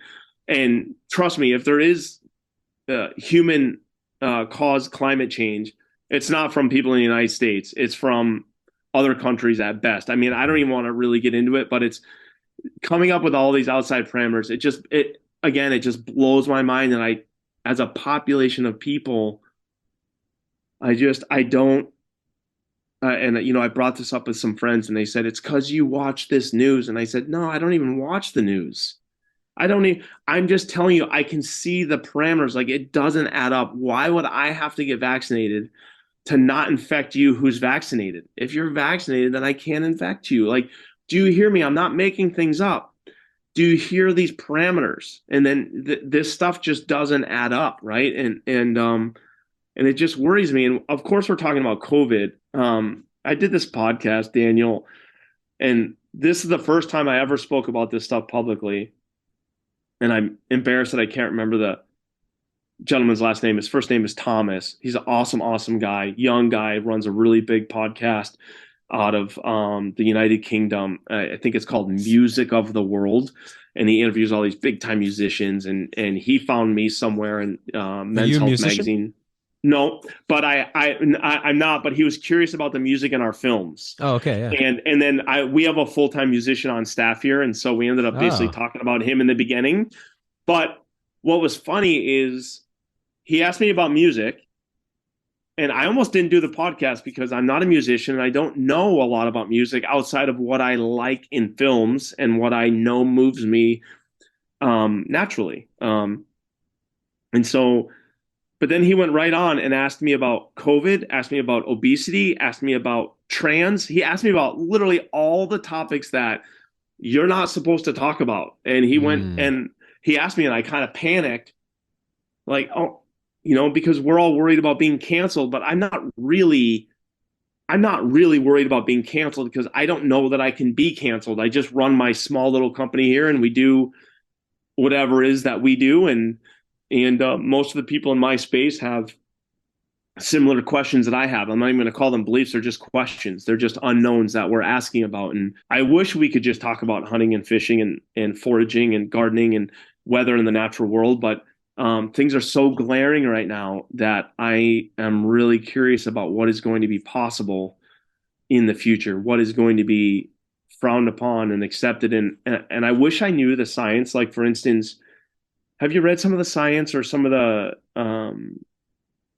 rumors, if you will, about electric cars and configurations of batteries and how much natural emissions are created in creating a battery and how much these batteries cost and how much waste they create? In fact, my conclusion that I've come to is that this is a fad. It's not going to be. We won't be able to resource these cars unless the goal is to eradicate personal vehicle ownership to where we have ride share or fleets for cities. Then it's doable.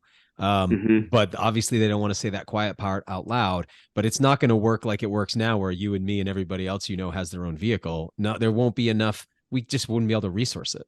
Because, let's say, for instance, hypothetically, that we all drive a Tesla and COVID hits and they say, we don't want anyone to go anywhere.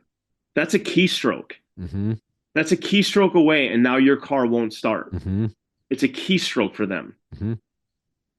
Oh yeah, and this whole thing of the what do they call it? The social credit stuff. Obviously China's the model for that. It's pretty freaky when you see how many of our politicians and how many people of influence are saying China's the model, China's the model, China's the model. I mean, keep hearing that over and over again, and then you look, and it's like an episode of Black Mirror over there with how they're living. And so this idea that, because it's not just like, okay, they shut your car down, you can't go anywhere because you said something bad, so now you're not allowed to drive anywhere for a week. But also, if I get on the phone with you and talk to you, they're going to dock me too for interacting with you. And then, I can't use my federally issued crypto money. I can't buy, or like, how about that? Like, now your money's not good for this or this item. You know, you can only spend it here, or your money is going to expire in the next 3 days if you don't spend it because we want to boost the economy, or all this kind of dystopian stuff. It's amazing to me how many people not only are barreling toward it, but want it so bad. It seems like they're working so hard to bring it. That's what scares me, is the people that want it. And I don't.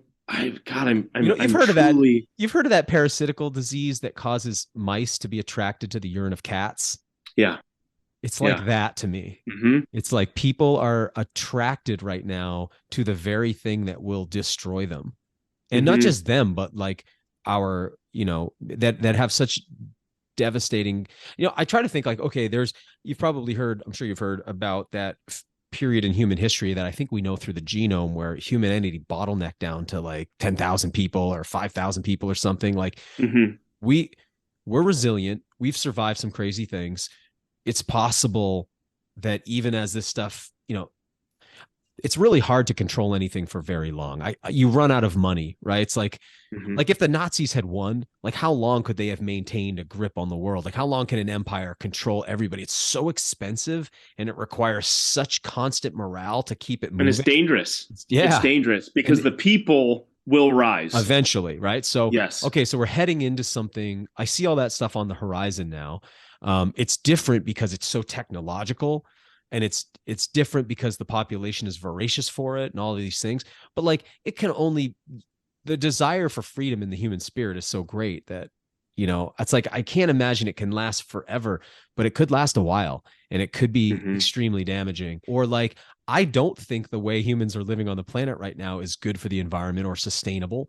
I don't want to see it go on like this forever. So when I'm saying like, hey, I'm not into this electric car forced vaccination agenda, that's not me saying because that's one of the things you'll get with the right-wing side of the plane is that you get this thing where it's like they want to kind of go on forever like the way we're going, right? And it's like, well, I don't think that can work either.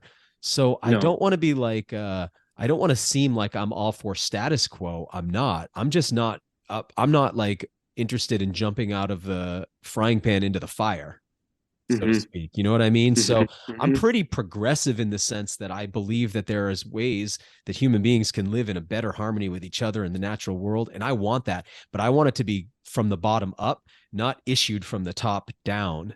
And that's what we're seeing now. It's like when the government, the media, and all the crazies are saying the same thing, that's not a grassroots movement. That's a control movement that's control from the top down. And I just don't think that that's the sustainable way to make change, you know?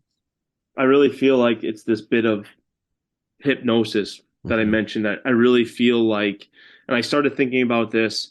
I don't know who it was, but did you see on the online? It's a couple of years ago. Some starlet was wearing an evening gown, and a good portion of the people saw the evening gown as being white and gold. And then a good portion of the people saw the evening gown as being black and blue. Yeah. And so I don't know what that is. I don't know why that is or how our eyes are seeing in different variants and different shades. But that's kind of how I see all of this, is that the people up top have done enough research to figure that they need the black and blues to control. And so they're taking the white and golds and trying to diminish their voice and diminish their power and diminish their interest. And they're trying to build an army of the blacks and the blues. And so that because they're the listeners, and then they have their foot soldiers that are going to work on this scale. And so that's what I really wonder about. Let's say I have $100 million and I'm getting off of social media. I'm done. I've hit my number. I've hit my personal number. I'm going to retire. I'm 48 years old. I'm going to retire. I'm getting off of Instagram. I'm off of Facebook. I'm selling all of my possessions here in Northwest Wisconsin. I'm moving to the Canadian border. I'm going to buy 100 acres. I'm going to build a log cabin. I'm going to have a wood fire. I'm going to have a fishing boat. But can they reach me there? These are my curiosities. Can they get to me there? Can they say, Donnie, okay, yes, you live in the Canadian Shield, but as you come to the local store to get fuel for your boat engine, and let's say you're going to pay to have the barge bring a 500-gallon drum out to your cabin, and you're going to set it up on the still, so you're going to have boat gas for your boat for the entire year. You're not going to have to come to town, and you're going to eat what you catch, and you're going to forage, and you'll maybe buy a beef cow and 100 chickens or whatever it is that you're going to do to sustain for your year. Can they get to you there? Are they going to be able to get to us in that place? Because if the answer is no, then okay, then I might be able to find my own selfish ride and live out my other however much longer I'm going to live on this earth.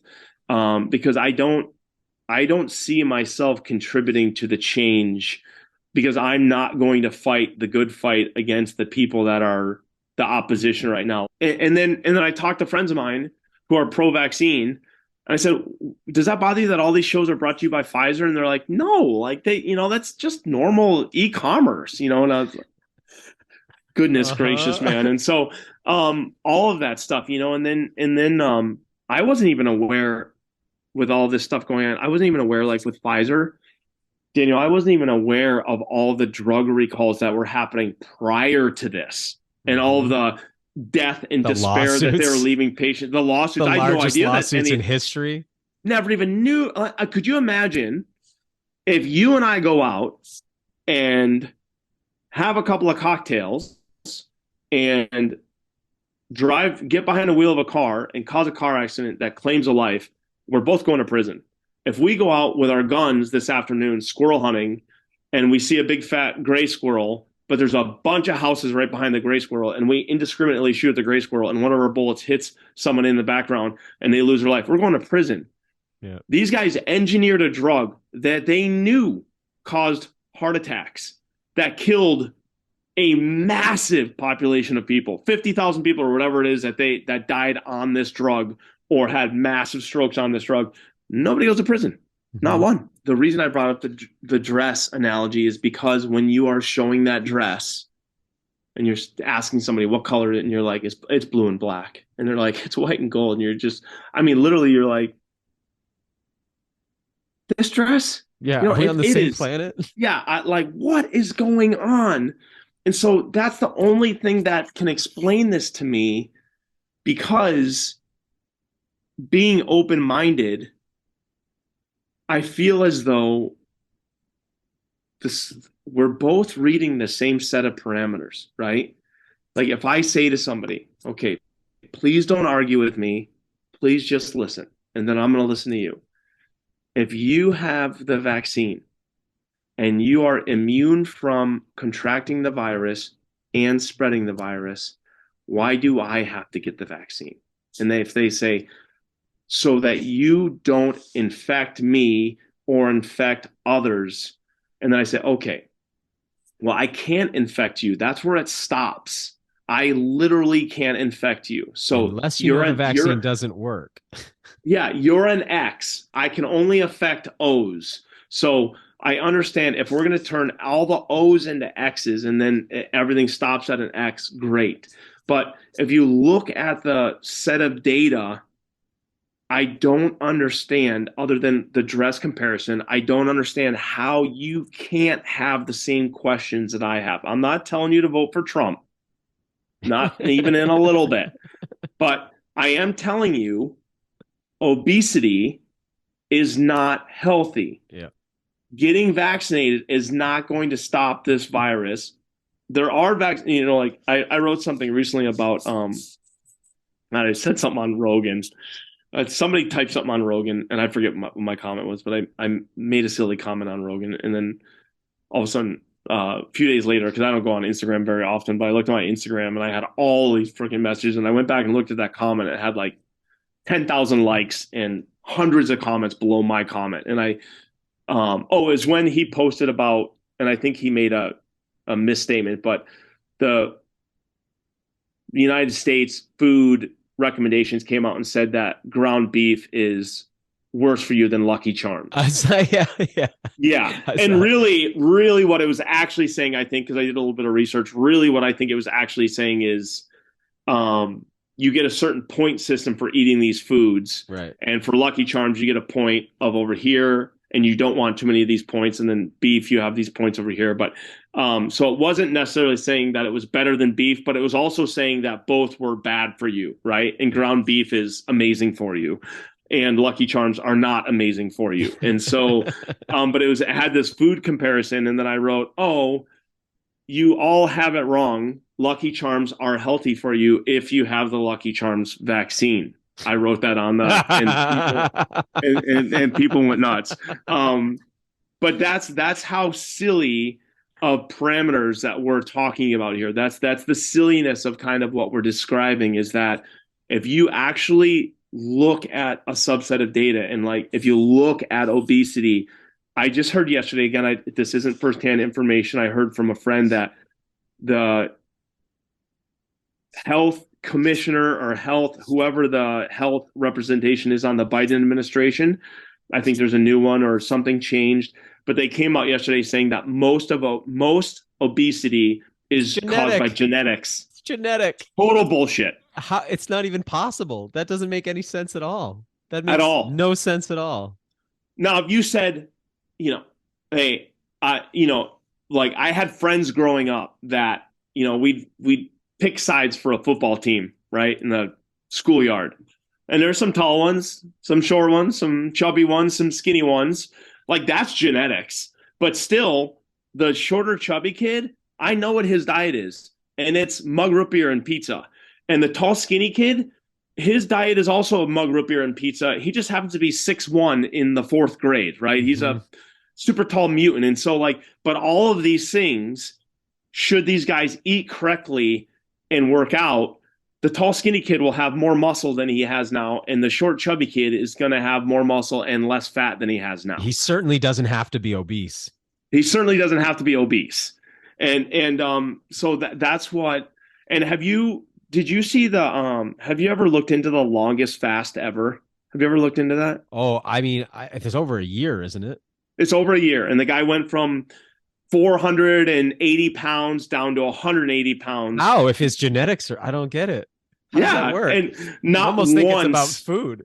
He didn't consume food at all. He consumed vitamins and water for a year, and his body literally absorbed. And I guess he didn't even really need his skin removed, because his body ate his skin as well. And so it really milked him down into the man size. And then I'm sure you've seen, I've went to Body Works several times. At the end of it, or the one that I went to, I think I've went twice, they have a skinny guy, a chubby guy, and a fat guy all scun out, and they have cross sections, so you get to see they have the same stomachs, same fascia over their guts, they have the same skin, same muscular, and then there's either this much yellow or this much yellow in between their muscle and skin. Fat cells are basically a bag with a nucleus that can fill up with oil.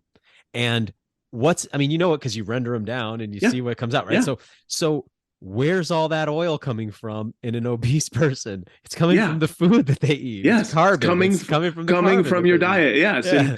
and then you think about it. You could manufacture fat out of clean air or out with a genome. We wouldn't have food crises in the world. We'd just be generating fat all the time. That's right. Know what I mean? You wouldn't have to grow anything. Comes right? from food, man. And very likely comes quite a bit from the soybean and corn, right? Which is factory farmed. And maybe it is that Victoria's Secret wants to sell, they can sell panties that are this big or panties that are this big. And there's probably a lot more panties that are this big now for them to sell. So they made a business decision of we better hire some plus size models. Victoria's Secret used to be allegedly, this is what a woman should look like, which we also know to be false. People aren't 6'2", rail thin, and have a diet of diet soda and cigarettes. Yeah, genetic outliers for sure. Genetic outliers. Yeah, right, supermodels. There's a reason they're a supermodel, right? Yeah. And they sell lingerie and they sell blue jeans and whatever else. But to go the other direction is so confusing to people, to kids, to because think about it, we're adults.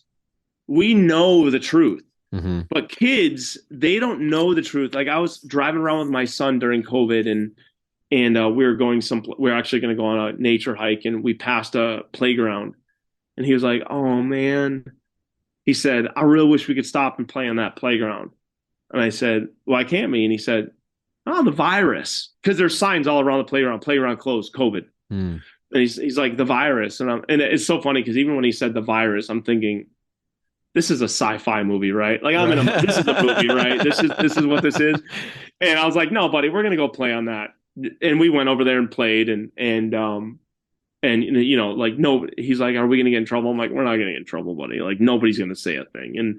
And so it's just all what is up is down right now. Mhm. And it's upsetting to me. What worries me or what I'm thinking about a lot now is, and I'm being selfish, is I'm worried about my own life and I'm worried about my son's life, not in the sense of living or dying.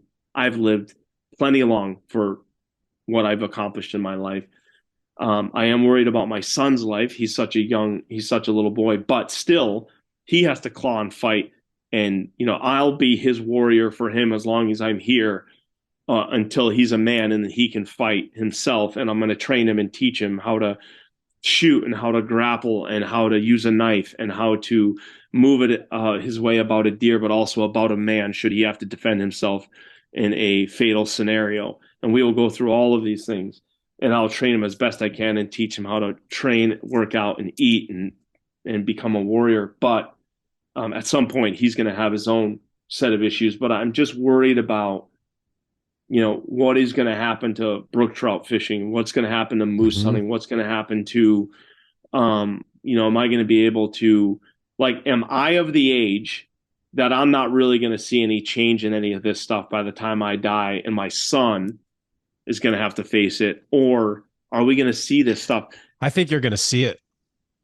I do too. I do. I read a book a couple years ago, called The Fourth Turning by this guy Neil Howe, who's a demographer, and Mm-hmm. so they study demographics, Mm-hmm. and the book is it's one of the most brilliant pieces of literature I've come across in a very long time. It was written in the 90s, and they showed that the United States has gone through a very cyclic pattern, that every 4 generations there's like a repeat, and that basically we have these moments that are true chaos, and the last ones were the Civil War, then World War II, and they come on this really regular pattern. And they predicted in the 1990s that 2020 to 2030 were going to be this time of unprecedented chaos. And they lay out an extremely compelling case, but it kind of brings you to that thing of like, good men create good times, and good times create, Weak men. weak men, and weak men create bad times. So my personal philosophy is that I think we're just in the beginning of it. I think we got like a good, 6-7 years of it getting worse, crazier, more confusing, and darker. I've put a lot of hope in that. I think a lot of the men and women we sent to combat in the last 20 years are going to finally, because they took oaths to defend this Mm-hmm. country against, foreign and domestic enemies.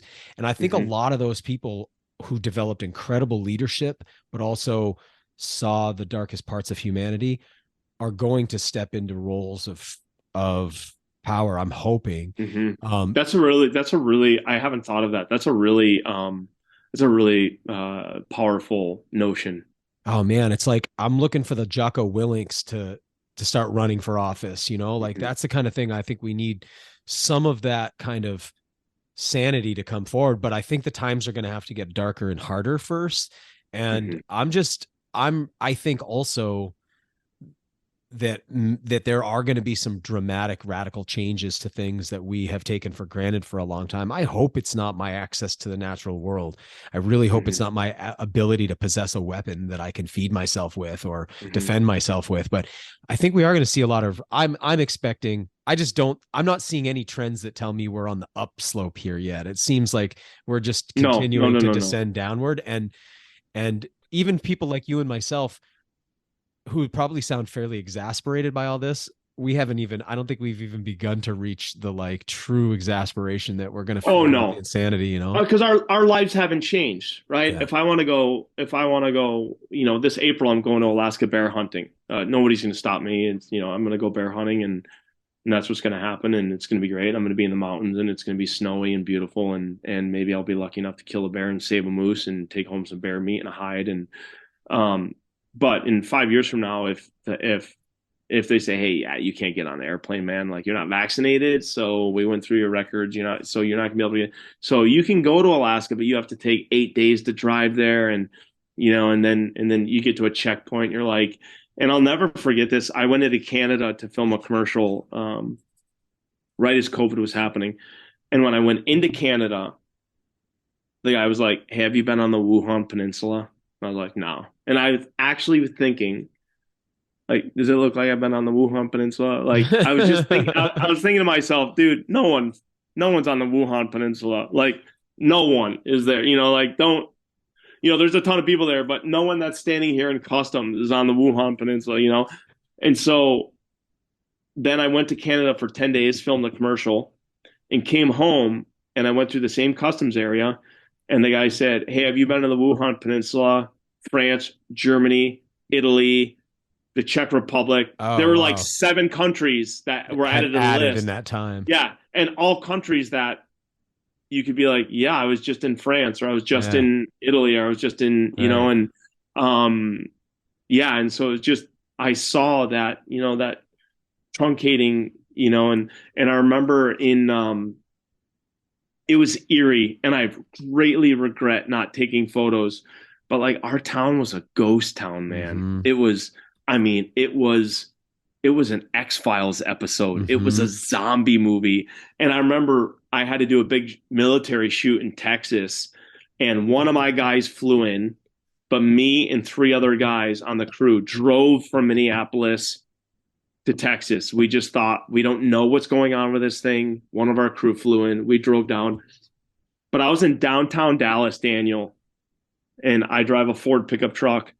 I could drive that pickup truck anywhere I wanted. I could go in oncoming traffic, with traffic. Yeah.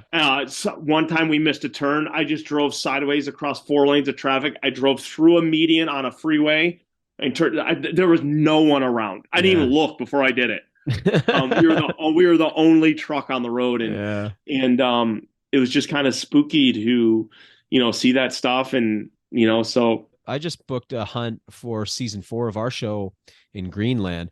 And to go to Greenland, which I'm super excited about, but to go to Greenland, we got to go through Copenhagen. And the only other way that I know of is through Reykjavik. But Reykjavik, they still have their vaccine stuff there in Iceland. So, but Denmark's opened it up. But I'm just like, okay, between now and then, like, hopefully, something happens or doesn't happen, that they close it down again or whatever. Yeah. But I am seeing how, and I think, to your point, like, okay, maybe it's not that you can't fly because you're not vaccinated. Maybe it's you can't fly because of your carbon footprint. Maybe you can't, maybe that's, maybe you can't have bullets because the EPA says no more lead. Maybe you can't, you know what I mean? I think that's how these things are going to happen, because you see that Green New Deal came out and it was like, everybody kind of laughed at it. And then you're like, wait a second, it's all getting implemented. What's happening? Like, it's all happening, Yeah. So, hopefully we can in our lifetime continue to do these things, but I'm preparing myself now for the onslaught of change. I mean, who honestly asked this, and I'm not talking about I forget the dude's name that said, come and peel it from my cold dead hands. Charlton Heston. Charles Heston. So who is going to come take our guns? Yeah. How does that work? Yeah. I don't think is there going to be a knock on the door? And you know what I think they'll do is I think that it'll be just like what we saw with COVID. It'll be social pressure. It'll be getting ratted out by your neighbor. It'll be weaponizing the kids. It'll be voluntary buybacks where, that have penalties, but they'll use like really fluffy language for it.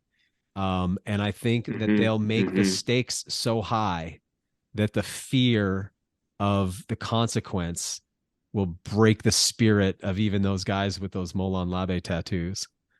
Right? The guys who say they'll never do it, because like, it's like, 23 years in prison or something. And you're like, man, I just don't want to risk it. It's not worth it. It's like, I think those kind of things. And of course it'll be piece by piece, right? Hmm. It'll be your Oh, it already is, AR, and right? then it'll be your pistols, and then Yeah. Have you heard the latest term is an assault pistol? oh yeah, that makes total So it's an sense to assault me. weapon, and now there's an assault Right, assault pistol. pistol, sure, Yeah. right. Because it's like, if anybody ever saw the actual numbers, it's so hilarious. The deception is insane, but it's like, It's you all look at, deception. yeah, because most of these deaths that you see from guns in the United States are police shooting bad guys, and then Hmm. after that, it's suicides, right? Hmm. And then after that, the number of defensive uses, you never hear about that. It's Mm-mm. enormous number of defensive uses of, or even displays of pistols. You never hear Hmm. about all of the like value that comes out of them and the lives Hmm. saved, right? You hear, and then the number of these deaths that are gang violence, but we act like they're not. So that's another Hmm. component. We act like that's not the problem. That the problem isn't that we have gang violence problems in the United States. It's, we make it seem like it's a gun problem, which Hmm. is incredibly deceptive too. But what's Hmm. hardest, I think, and you must experience this like me all the time, is when you hear this argument about guns happening, you're like, dude, that's how I feed myself. Yeah. Like, you know, that's never in the equation. It's like, I feed myself with this tool. What are you Yeah. talking about? You know, Yeah. but anyway, Yeah. piece by piece, that's obviously the Yeah. I approach. think you're right. And they'll make I don't think they're ever gonna come take our guns, but my son won't be able to get a gun. Right. He That's won't how be it'll able to be. buy a gun and That's it. then It'll close the yeah. door behind, right? So that it's Yeah. like, as you know, less and less access, and Yeah. then eventually it's like yours are grandfathered, but somebody new can't Hmm. get them, or you can't transfer it anymore, or Hmm. whatever it is. Yeah, that's kind of how it's sort of like how I imagine population will happen. Is like I said, like our generation will die off and just not be replaced. You know, it's Hmm. not like they got to go in and like wipe out a bunch of people. They just let us Hmm. die off and not be replaced. And I think Hmm. similar with our firearms. But yeah, we're at the precipice of some big change, man. Big It's change. interesting Big to hear change. where And you're at with it, you know. I totally agree. And it worries me because I start daydreaming about the times. I think about when I was a kid. You take it for granted, of course, but no cell phones, and Mm. and BMX bikes Yeah. and going in the woods and talking to girls um and hanging out with your buddies and being filthy dirty and finding great joy with a stick and a ball or a Hmm. football or BB guns and fishing down at the local pond and your parents picking you up with cars and it's just so different, man. It's Yeah. just so, and I wish like I talked to even some kids now and they're like um I have a younger guy that works for us now. He's 21, and I said to him one day, I was like, man, I wish you would have known life without cell phones. And he said, well, I did. He said, I actually did. He said, when I was in elementary school, like they weren't really a thing, and he's like, for them, for that age class, right? So he's like, we didn't really, but like now all those kids have cell phones. Yeah. You know, it's interesting too, because I look at you and I, we are obviously outliers in hunting media. Hmm. You know what I mean? Like, when neither you or I sort of is like the average, I would imagine anyway, the average hunter or consumer of hunting media might see you or I on the most progressive edge of that community, in the sense that we're not that typical. Yeah, we're not that typical hunter, right? We both That's have, right. and yet the things that we're saying to some would make us sound like backwoods, redneck, Oh yeah. ultra conservative. You know what I mean? And it's like, Hmm. and we're so far from that, but So yet, far.